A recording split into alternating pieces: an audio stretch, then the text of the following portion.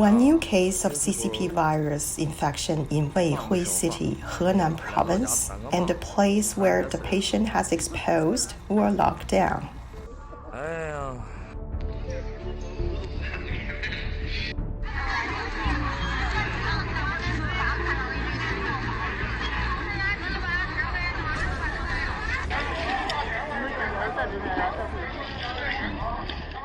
An LNG facility exploded at the dock in Beihai Port, Guangxi Province, causing 5 deaths, 3 serious injuries, and 1 body completely vaporized.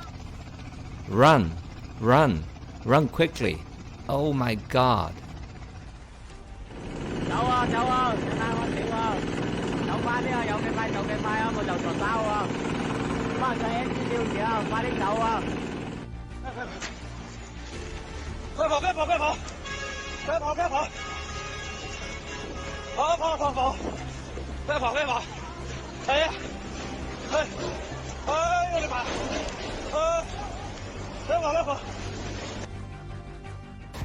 CCP destroyed 600-year ancestral graves of people's family. A man revealed that his family's 600-year-old grave was dug out. Mr. Ding in Guangdong, descendants of the tomb owner, we only found that the ancestral grave was dug on October 23rd. The government said they wanted that piece of land. Nobody was ever informed us to move the grave. Now we have someone watching it to prevent the ancestral tomb from being damaged a second time. Demolish at will. This is how private property is treated under CCP's rule. But decision of CCP Central Committee and to set an example of enforcement to curb misuse of farmland for housing construction and to protect the farmland reserve, the Ministry of Natural Resources decided to report 35 recent cases of illegal housing construction on farmland. In Jiangwu Village, Fengxian County, the peach trees that Farmer Ding planted for 6 years are shoveled. There is no signature procedure. Is there any place to argue? This was built in the prosperous Qing dynasty, survived all the war years, but was destroyed during peace times.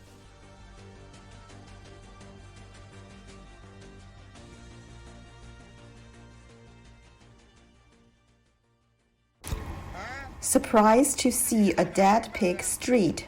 Suspected swine fever is coming back.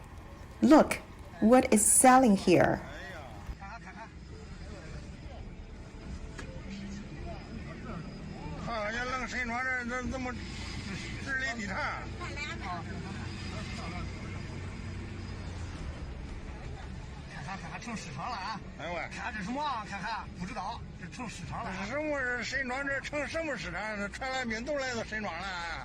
The demise of faith and morality under CCP's rule. An agricultural contractor was robbed by villagers. The most serious one was the corn deal. The first time it ever happened to me. The corn cobs are all empty. They stole them the night before I came. Later, I harvested the corn with the machine, and the cobs would fall, and they took them away before I had time to pick them up. The next year, I went to buy peanuts, and the looting was worse. The villagers, about 500 of them, would follow the harvester and grab whatever they can get their hands on. It's terrible. They stayed up all night and stole from my field. They may be poor, but their minds are even poorer. Are these looters from this village? Some are. Usually the old woman takes the lead and the whole family comes out. Did we try to stop them? We did, but it didn't work.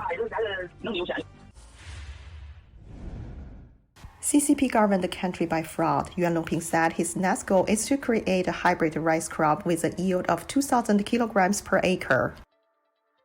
The CCP imposed import restrictions on Australian products. The CCP's foreign ministry again pulled a tough stance. We're acting by the law.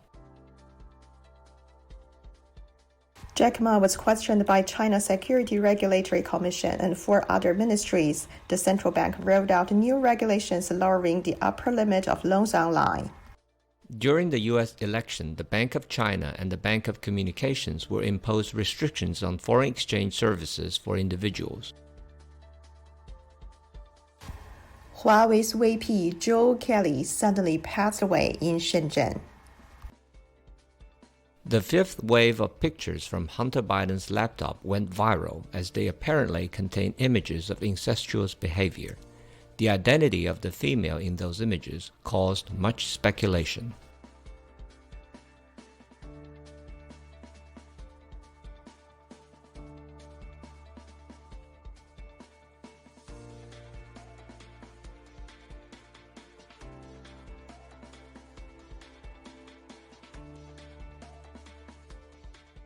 Pompeo's plane flew over China's airspace. The foreign ministry responded, "This is a positive sign."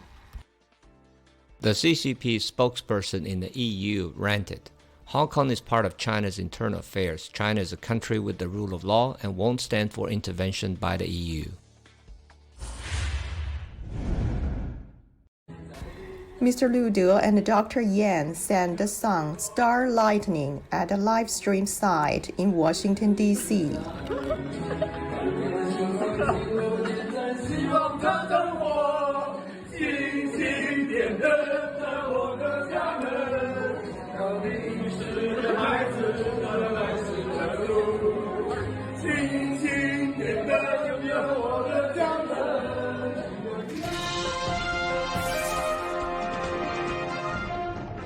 Move on to something that the president did touch on the stump today. But wow, the U.S. reporting more than 99,000 new coronavirus cases on Friday, the highest single-day number of new infections of any other nation recorded. The president last night suggested he may dismiss Dr. Anthony Fauci from the White House coronavirus task force after the election. Let's watch.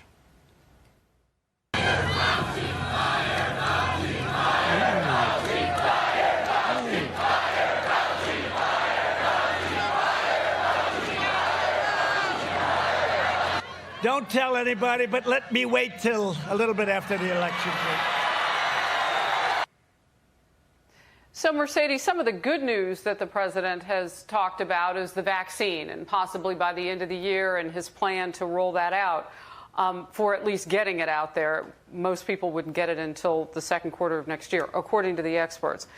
Dr. Fauci, though, very respected figure. And I'm wondering, especially for some of those swing voters, so they say, who was the president trying to reach with the message that he will fire Fauci? Well, I think that Fauci's comments this past weekend were disappointing. I mean, he played politics. And when you're a career employee and you're there to serve the American people, you want to stay out of the politics. You're there to provide medical advice as opposed to take a political side. So I think for the president, as we know, Fauci is one of his many medical experts that are advising the president. And as we know, the president has listened to his medical experts in the past. It's why he took bold and aggressive actions, especially in the beginning when he put in travel restrictions to China. We know that Joe Biden responded to that by calling that xenophobic. And so it's President Trump's strong actions that have saved millions of lives. Joe Biden, on the other hand, he's plagiarizing our plan. He doesn't have a plan of his own. He just wants to make sure that we all wear a mask and put a national mask mandate, lock down this country, which we know we cannot afford. We need to reopen our schools, reopen our economy safely and responsibly, and get Americans back to work. The long-term lockdown strategy of Joe Biden is ineffective, will not work, and be destructive to our nation. Today, as you can see, I'm not in my usual location. I'm in Washington, D.C. And we've got a day to go before the election. An election that I truly believe is the most important election that we've had in my lifetime, because I cannot remember so much at stake in one single election as this presidential election. On the one side, we have a president who's been in office for almost 4 years. He's led this country to its greatest economic success, arguably ever, certainly in my lifetime, measured by every statistic you can measure it by. Highest employment, lowest unemployment, best overall wage numbers, particularly for the lower and middle class, in particular for African Americans and Hispanics, historic job numbers, historically low unemployment numbers, and historically high wage numbers. American voters continue to break records ahead of Election Day, with several states projecting higher turnout than 2016. Saturday, the U.S. Elections Project issued a report showing more than 90 million Americans have already cast their ballots. The report says Democrats are beating Republican voters to the polls, leading GOP supporters by more than 7 million ballots. However, Republicans have been more likely to vote in person than Democrats. According to the study, Hawaii and Texas are the first states to surpass 100% of early votes cast in the 2016 presidential election. Political experts highlight the Texas race, believing the once staunch red state has become a key swing state. Texans have not voted for a Democrat candidate since former President Jimmy Carter in 1976. And while key states like Georgia and Florida are reporting high early voting numbers, clearing 80 and 90%, other key states like Wisconsin and Michigan barely cleared half of their 2016 totals. The U.S. Elections Project says current totals amount to more than 65% of total votes cast in 2016.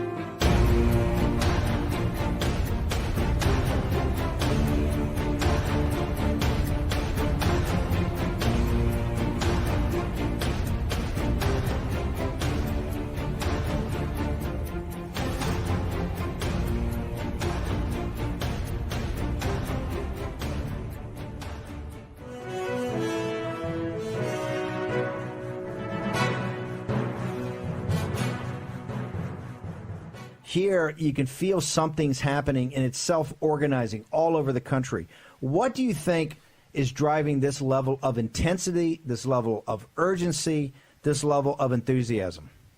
Well, I think there are two things going on here. I mean, number one is that Donald Trump has shown himself to be a political leader. No one knew whether he could make that transformation, and I do think the phrase promises made, promises kept is very, very important. So people now believe in this guy. But I think what the world is facing with this choice is enormous. I mean, if Biden were to win, it's back to globalism, make no mistake about it.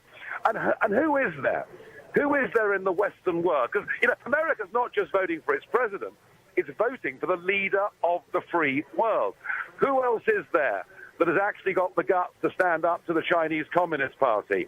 Who is there amongst Western world leaders with the moral courage to point out that Black Lives Matter, Antifa, and Marxist movements that literally want to destroy our society and destroy our communities? And I think it's a realization that, and I know people say this at election times, but honestly, I think this is the most important election we've seen in my lifetime. And I think a lot of people are waking up to that fact, Steve. Nigel, thank you very much. Look forward when you get back down here for election night. Nigel Farage, one of the great political leaders in the world, the guy that did Brexit on his shoulders, just like Donald Trump's doing 2016 to 2020 on his shoulders. Nigel, thank you so much for standing there and freezing for us. Really appreciate it. What a fabulous guy. Okay. There were some poll questions that kind of covered what Nigel touched upon, right? Whether or not this guy's going to be strong and stand up to China. And, for example, they say that... let me try and find. Standing up for China, only 72% choose Trump standing up for China, and only 28% choose Biden. I want to hold it for right now for a second, because we got General McInerney, and then he's got a bolt, but we try and get him back to later. General McInerney, thank you for joining us on War and Pandemic. You've got some breaking news we got to talk about. It's one of the reasons we have Sidney Powell over here today. Something very disturbing. There's been a site called the American Report that's got a woman named Mary Fanning's done some incredible reporting, particularly about a guy named Dennis Montgomery. What is it, this thing that's going around about this project or this system called Hammer? Explain to our audience what this is and why it should be of such concern to people in this current situation that we're in. Yes, I will, Steve. The fact is that Hammer is what we call a SIGINT, a Signals Intelligence Program, that the NSA came up with years ago. The CIA picked it up under the Obama administration, and I broke it in March of 2017 about what they were doing on the Russian hoax. But the fact is, the Obama administration took this system and they put in an application in this SIGINT program called Scorecard. And Scorecard changes votes at a certain point in the voting stream. And if I can, and by the way, the Obama administration used it in the 2012 election in Florida. And so both Obama and Biden are very familiar with this. Now, I've got to make a quote here. Okay. Yeah. And it's important that we all understand it. It's by Joseph Stalin. I consider it completely unimportant who in the party will vote or how. But what is extraordinarily important is this: who will count the votes? Now, Steve, we have a desperate Democratic Party that will do anything to bring the country to a totalitarian state and as far left as they want. They used it in the primaries, and Bernie lost to Biden because they used it in the primaries. So it is ready to go. I just found out about this yesterday. Sydney has played a very important role in assisting me and Mary Fanning and Alan Jones and trying to get the word out so the American people know all this enthusiasm you're talking about in Pennsylvania gets changed very quickly with this software program that switches 3% of the votes. That's okay. Hang over a second. Hang over a second. General McInerney, I want you to give just quickly your bona fides. Talk just briefly. Give me a minute for the audience on your career. Okay, 35 years in the Air Force. I ended up the number 3 man in the Air Force in the headquarters. I had 4 tours in Vietnam. I commanded the raid on Tripoli in 1986.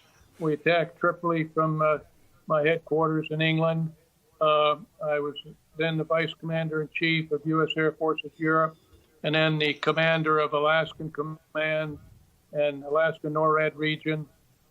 So I had a very extensive operational career, and I'm in the cloud business now, and that's why I'm so intimately familiar with what Hammer and Scorecard can do, and nobody knows it.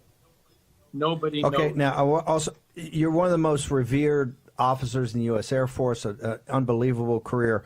I want to go to Hammer. Hammer was the single most important and the single most sophisticated, basically, system that came up after 9/11 for really intelligence or counterintelligence about radical Islamic Jihad and the ability to monitor that. Is that how the beginning of this started? Was a foreign surveillance system that allowed the national security and intelligence apparatus to watch our enemies. Is that how this thing started? That's how it started, Steve. Very sophisticated, very, very capable. And the fact is, it was then adopted with the software packages like on your iPhone to the voting business. And it was to be used, and it was used in foreign countries. And so it was then moved over into the CIA, and they started looking at U.S. citizens. That is illegal. The CIA cannot look at U.S. citizens, and only the FBI with the proper FISA warrants, etc. Sydney knows all about this. You know all about this. And it is extremely important that this was taken out of the CIA when the Obama administration left. They used some kabuki to get it out. They still have it up and running. We know where it is located. We know it's active tonight. It's active. They've been looking at a whole host of things, as has the DNC, using false IPs. And they are looking around, and they are trying to set up this voting thing that happens on Tuesday night. It's going to look good for President Trump, but they're going to change it. And that's the danger that America and everybody must realize.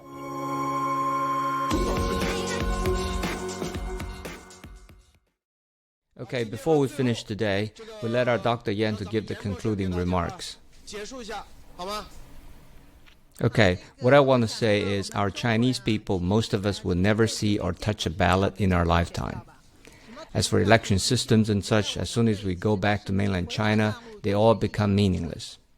When I was studying in a university shortly after I enrolled, I was lucky enough to have received a so-called ballot. What I can tell you is, I think it was the education department in China wanted to choose 1 or 2 candidates to go to a parliament-like institution on the province level. We did not receive any detailed information regarding this. However, after our military boot camp, our teacher said those who are 18 or older can get a ballot. Then we went to the sports field. We were told the names of the two candidates, and which of the two we all had to vote for. So without anyone knowing what we were doing, we put markers on the person we were told to vote for. That was the only time I touched a ballot. But when I was in Hong Kong, I saw the willingness and how active Hong Kong people were when they voted, because every one of them knew the ballot in your hand is the means to control your own future. Hong Kong people, especially during the protests, as you know, when the pan-democratic side won the district election, everyone showed unprecedented emotions. However, since I was in the process of renewing my ID, I was not in time to participate in that election at the end of last year. But I did witness their passion throughout the entire process. That was very inspiring, because as you know, after the CCP had oppressed Hong Kong for half a year, everyone was still willing to show up and cast their precious ballots and win any victory that they could win. No one thought, will it be dangerous to go out and vote? Will I get arrested if I go out? For them, coming out to vote was my right. No one can stop me. To vote for the side I support is something I have to do. I also want to say our Chinese people from now on are already feeling the charm of the election. We also have been a part of this most important election in the history of the USA and China. I believe that in a not too distant future in China and NFSC will have an election system of our own. When that day comes, I hope that our fellows can teach the concept of elections and spread the passion to those around you. Just like what we say in the whistleblower movement. Each one of us is just a blade of grass, but together our power to spread the truth is immense. Together, we must awaken those around us. Only by gathering our forces can we shatter this darkness. And one day, in a not-too-distant future, we will also be in a massive broadcasting studio to broadcast the first election of NFSC to everyone. Great. Thank you.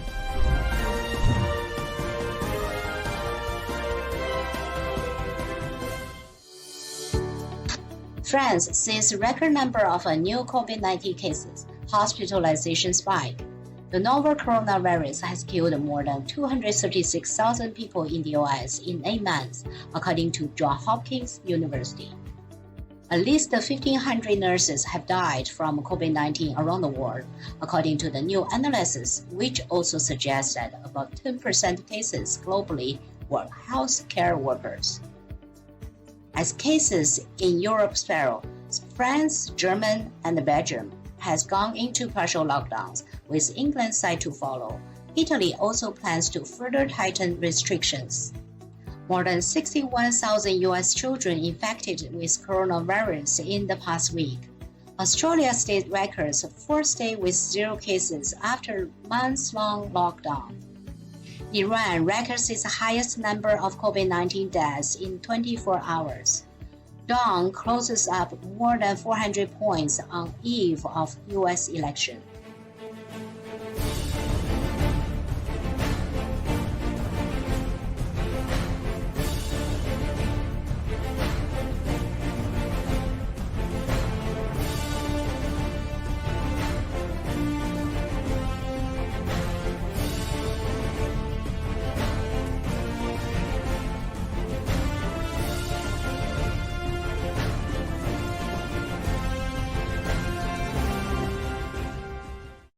Dear mama,